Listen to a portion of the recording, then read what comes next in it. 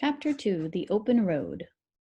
Too excited to hide under the grandfather clock where he could watch television, Ralph spent the day beside his motorcycle under the television set, watching life in the lobby and waiting for night to come. Luggage was set down with a thump. Guests complained that there were not enough towels in their rooms. And when the guests had gone, the desk clerk said to Matt, "What do they think this is, the Waldorf?" Ralph listened as the manager of the hotel spoke sharply to the housekeeper about the ashes on the carpet. The housekeeper spoke even more sharply to the maid, who ran the vacuum cleaner so carelessly that Ralph was not even frightened. He was too busy thinking of the night that lay ahead. When the boy called Garf clumped across the lobby in his new cowboy boots on his way to Happy Acres Camp, Ralph longed to follow him out the front door and down the steps. Late in the afternoon, new guests straggled into the hotel. Some looked at the shabby furniture and dusty deer heads and left. Others, too tired from driving to look further, stayed. When the television set was turned on, Ralph polished the chrome on his motorcycle with his paws. When the set was silent, he napped, too excited to sleep soundly.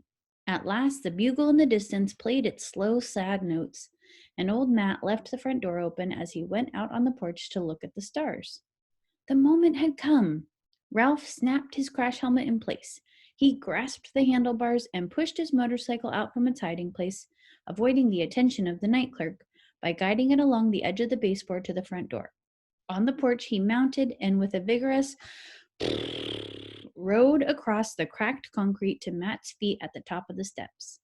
"Hi," said Ralph, who was able to talk to animals and to any human being who loved speed and motorcycles and who understood that the only way to make a miniature motorcycle go was to make a sputtering noise that sounded like a big motorcycle. "Why, hello there, young fellow," said Matt. "Just where do you think you're going?" "I'm running away," said Ralph, "on my motorcycle." "You don't say!" exclaimed Matt. "Yes, I've had enough of this place," said Ralph. "I'm going someplace where I can be free."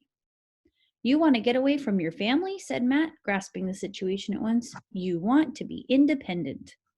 "That's right," said Ralph. "I'm tired of being bossed around by my mother and Uncle Lester. I'm fed up with my pesky little brothers and sisters and cousins. I don't want to grow up to be another crumb-scrounging mouse. I want adventure and excitement, and I'm going to ride off on my motorcycle and find it." "Sounds good," observed Matt. "I wish I could do the same.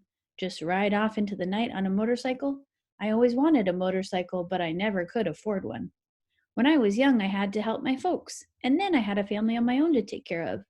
Now that my family has grown up and gone away, I'm too old for a motorcycle." The mouse and the man were silent a moment before Ralph said, "Well, I guess I'd better be going." "So long," said Matt. "Good luck. I'm going to miss you. It always cheered me up to see you tearing around the halls like a little daredevil. Made the suitcases seem lighter somehow." With that parting comment, he turned and started back toward the door of the hotel. "Hey, wait!" squeaked Ralph. Matt turned. "You want something?" For some reason, Ralph hesitated before he said, "I was wondering if you would lift my motorcycle down the steps for me." "And I was wondering how you were going to manage," remarked Matt. But he did not move to help Ralph. I'd like to get started," said Ralph. "I have a long way to go tonight."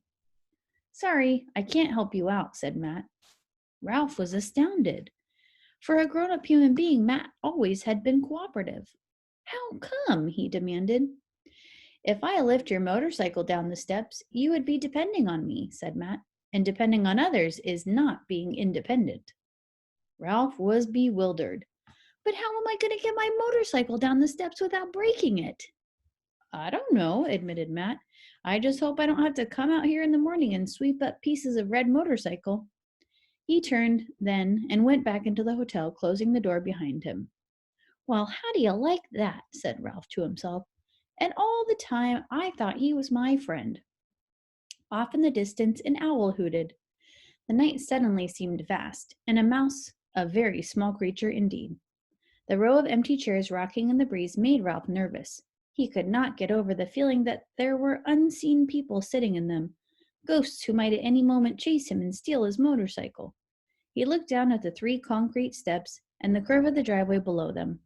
His motorcycle was a good, sturdy vehicle, but it would never survive 3 bounces on concrete. It would be smashed to bits. bits for Matt to sweep up in the morning. Suddenly, Ralph was angry. He was furious at the way his old friend had treated him. He would show Matt that he could manage without help. Matt would come out in the morning expecting to find Ralph waiting to be let in, but Ralph would fool him. He wouldn't be waiting, and there wouldn't be any broken motorcycle at the foot of the steps either. Ralph set about finding a solution to his problem. He looked at the ghostly rocking chairs, the cracked concrete porch, the steps, and the asphalt driveway below. Once Ralph had taken the trouble to look, the solution to getting his motorcycle down the steps seemed surprisingly easy. About 3 inches below the porch on either side of the steps was a sloping section of concrete, a sort of ramp intended as an edge to the steps. The 2 ramps were about 10 inches wide and each sloped down to a flat section. Below each flat section was a shrub that had been pruned into a somewhat lopsided ball of leaves. All Ralph had to do was ride his motorcycle over the edge, down the slope, and into the shrub, which would break his fall and let him slide gently through the leaves to the ground. The only problem was that terrifying 3-inch drop from the porch to the slanting concrete, but Ralph was sure that with a cool head and steady paws he could manage. He would show old Matt a thing or two. Ralph wheeled his motorcycle back from the edge of the porch, but in line with one of the concrete ramps. High speed would be best, he decided, speed fast enough to carry him over the edge without wobbling, so that he would land on the ramp on both wheels. Ralph's heart was pounding as he mounted his motorcycle, but his head was cool and his paws steady on the handle grips. Ralph drew a deep breath. His paws tightened on the handle grips. He rode smoothly toward the edge of the porch. He held his breath as he shot out into space as he had planned. There was a sudden heart-shaking drop before the tires hit the ramp. At this point, everything went wrong. Before Ralph realized what was happening, the motorcycle shot down the ramp, which was worn smooth by the many children who had slid down it. Ralph flew into the air and fell upside down into the shrub. He lost his grip on the motorcycle and felt himself brushed by leaves and scratched by twigs until he came to rest wedged into a small branch. His helmet had fallen off, one ear was scratched, and he was badly frightened. But he was not injured. When Ralph had caught his breath and his heart no longer pounded against his ribs, he boosted himself up so that he was sitting on the twig. The shrub was not the leafy cushion he had expected. From his perch in the center, he could see that the leaves grew only at the tips of the twigs, and that the bush, which had looked soft and springy from the outside, was on the inside leafless and spiky with dead twigs. "My motorcycle," thought Ralph frantically. "Where is it?" Then he saw it far above his head, hanging on a twig by its back wheel.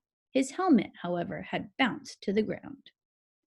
Ralph did the only thing he could do, and that was climb up to his motorcycle and start chewing. The twig that held the motorcycle had a dry and dusty taste, but Ralph chewed it until it snapped, and the motorcycle slid down to the twig below. Ralph climbed down, and when he could not free the motorcycle with his paws, he started chewing once more. No little cousin was ever going to say to him, "What happened to your motorcycle, Ralph? Huh? What happened to your motorcycle?" Ralph chewed his motorcycle from one twig to the next, and the lower he went, the thicker the twigs became. By the time the motorcycle finally dropped to the ground beside the helmet, Ralph's jaws ached. He dragged the motorcycle across the weedy patch of lawn to the driveway and was about to mount when the door of the hotel unexpectedly opened and old Matt, in pajamas and bathrobe, stepped out on the porch and looked around. "The little fellow must have managed to get his motorcycle down the steps somehow," Ralph heard Matt mutter to himself. "Now maybe I can get to sleep." "I guess I showed you," thought Ralph grimly as he mounted his motorcycle and sped off down the open road, off into the dark and scary night. "So long, brothers, sisters, cousins. So long, Uncle Lester. So long, Matt." Ralph was on his way. Ralph bounced along the uneven driveway to the mountain highway, where he quickly discovered that one of the ribbons of concrete pressed smooth by passing tires made a good highway for a mouse. He then made an even more exciting discovery: gravity. With a good fast start, he could coast downhill with amazing speed. The halls of the Mountain View Inn were never like this. Ralph sped through a night that fulfilled his dreams of freedom. It was a night of danger and adventure. Once, when Ralph was frightened by the headlights of an approaching car, he swerved to the side of the road, where he and his motorcycle were caught in the backdraft of the passing car and tumbled about like old gum wrappers and tossed into the weeds. Afterward, Ralph was alert when he heard a car approaching and got off the road, clung to a weed until the car roared past. He was exhilarated by this test of his skill. Toward dawn, logging trucks began to rumble down the mountain, shaking the earth as they came. Ralph never had seen anything so terrifying as those great double-tired monsters with logs lashed to their truck beds barreling down the center of the highway, and he knew the time had come to hide for the day. He ate some dusty weed seeds, drank dew, slept under a leaf, and started off once more at nightfall toward the sound of the bugle. Between cars and trucks, Ralph tore along down the highway through the shadows of the night. This ride was the freedom he had dreamed of, speed without effort. Once the thought crossed his mind that if he should ever want to return to the Mountain View Inn, he could never make it back up the mountain under his own power. What a silly thought! Why should he ever want to go back to the inn when he could travel this way? On the third night of Ralph's journey, as darkness faded and the pine trees gave way to scrub oak, Ralph found himself out in the open where there were no sheltering shadows. A milk truck rattled past on its way to the Mountain View Inn. Blackbirds greeted the dawn with bursts of gurgling song, and not far away a rooster crowed. A pheasant flew low across the road, startling Ralph and causing him to collide with a piece of gravel. The road, which now followed an irrigation ditch, had leveled off, and Ralph had to produce his own power. As Ralph putted along on his motorcycle, daylight made him uneasy. He was looking for a place to hide when the notes of the bugle, so close he felt as if they might shatter him, burst forth in the lively morning tune. Before they died away, laughter and shouts filled the air. Medium-sized boys and girls, peanut butter and jelly sandwiches. Ralph had reached his destination. Ralph wished old Matt could see him as he rode off the road and bounced onto a gravel lane that crossed a small bridge over the irrigation ditch. Ahead lay a number of low, weathered buildings surrounded by lawn and shaded by walnut trees. Boys and girls were washing their faces in wash basins set on benches. A big brown dog, barking furiously, came bounding toward Ralph, who stopped, frozen with terror. The dog stopped too, so suddenly he nearly sat down on the gravel. He recovered himself and approached, snuffling with his wet black nose. Ralph sat with his paws clutching his handle grips in fear, while the horrible black nose sniffed him. "And just who do you think you are?" asked the dog. "Quiet, Sam!" yelled a boy. Mouse?" Ralph felt very, very meek. Sam eyed Ralph with curiosity. "Where did you get the motorcycle?" he wanted to know. "A boy gave it to me." Ralph was beginning to feel slightly braver, but only slightly. That big dog could gobble a mouse in one gulp. But not if I hang on to my motorcycle, thought Ralph, feeling that his courage had not deserted him entirely. A dog would not eat a motorcycle. "No kidding," said Sam. "A mouse-sized motorcycle. Where did you come from?" "The Mountain View Inn." "That run-down place?" said Sam. "I'm not surprised the mice are deserting it. Where are you going?" "Well, here, I guess," said Ralph. "I followed the sound of the bugle. I wanted to be near medium-sized children and peanut butter and jelly sandwiches." "Sorry," said Sam. "You can't come in here. I'm the watchdog of Happy Acres Camp, and it's my job to protect the camp." "Aw, come on," said Ralph, who was beginning to see that Sam was not really a ferocious dog. "I'm just a mouse." Sam looked uncomfortable. Obviously, he was a dog that liked to please everyone. "I would let you in if I could, but my orders are to keep out anyone who doesn't belong here." Ralph hunched down on his motorcycle. "Please, I'm just a teeny little brown mouse. Nobody would even notice me." Sam's honest brown face looked worried. "No," he said at last, "I can't let you in. I have my orders from Aunt Jill and Uncle Steve in the camp office. They are in charge here." I've had a long, hard trip, said Ralph. I'm tired and I'm hungry. Sam looked so worried that Ralph pressed his advantage. You know, boys like mice, they would be glad to have me. Sam looked back toward a white building under the walnut trees. Then he looked down at Ralph. I tell you, I can't do it, he said. If I let you come in, I'd be breaking my orders. I'm already in trouble because a car came along in the middle of the night and dumped a box of kittens. It got away before I could rouse anybody. Kittens? Squeaked Ralph in horror. I have the worst time with kittens. Sam's voice was gloomy. People are always dumping kittens here because they know girls will beg their parents to let them take them home. Very many kittens? Asked Ralph, who was feeling nervous once more. Too many, said Sam. We already had 3 kittens that belonged here, and the other night 6 more were dumped. And once they are here, I'm not allowed to chase them. I tell you, it isn't fair. If there's one thing I can't stand, it's kittens. Silly little things with no sense of responsibility. Sam's troubles made Ralph feel cocky once more. If you're a watchdog, watch me, he said, and taking a deep breath, he shot between Sam's legs and out the other side before the surprised dog could turn around. Ralph swerved around a green walnut lying on the ground and into a patch of weeds beside a near building. Come back here, barked Sam. You aren't supposed to do that. He began to snuffle around in the weeds. Ralph had not expected to be snuffled for. He had thought that once he was inside the camp, Sam would give up. Sam growled and moved his nose around in the weeds like a doggy vacuum cleaner. Unable to ride, Ralph pushed his motorcycle farther back into the weeds. The wet black nose parted the stalks, but Ralph was saved by a gopher hole. He dragged his motorcycle into its shelter. Oh, no, you don't, growled Sam and began to dig with his powerful front paws. Dirt began to fly.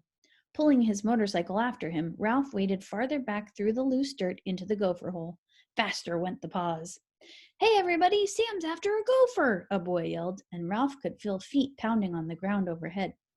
Go get him, Sam, urged another boy. Sick 'em, Sam, everyone seemed to be saying at once. You're being mean to the gopher, protested a girl. Several girls' voices began to yell, Go, gopher, go! Faster and faster flew the paws with their strong toenails. Sam was panting now. Ralph pushed farther and farther back into the gopher run until a disagreeable voice ahead of him said, And where do you think you're going? Eek! Squeaked Ralph, face to face with the owner of the gopher run. He hastily pushed his motorcycle, which he had been pulling, ahead of him for protection. Beat it, said the gopher, squinting at Ralph. I didn't dig this tunnel for mice. The digging paws were coming closer. Attaboy, Sam, shouted the boys. Go, gopher, go, shouted the girls. Even the gopher looked uneasy. Please, pleaded Ralph, save me from that beast. The gopher was more interested in saving himself. Already he was beginning to move farther down the run. You can stay until that dog stops digging and no longer, he said, and fled off into the network of tunnels. Not far away, a bell clanged. Breakfast! Chow time! Yelled the boys, and the feet that went pounding off in the direction of the bell shook the ground overhead. The paws stopped turning, but overhead, Ralph could hear the sound of panting. Sam poked his fearsome snout into the gopher hole for one last sniff before he, too, trotted off for breakfast. Whew, gasped Ralph, leaning against his motorcycle. He had pictured camp as a place where boys and girls would bring him peanut butter and jelly sandwiches, not this dark and dusty tunnel inhabited by a grouchy gopher. All right, and chapter 3 is an educational toy.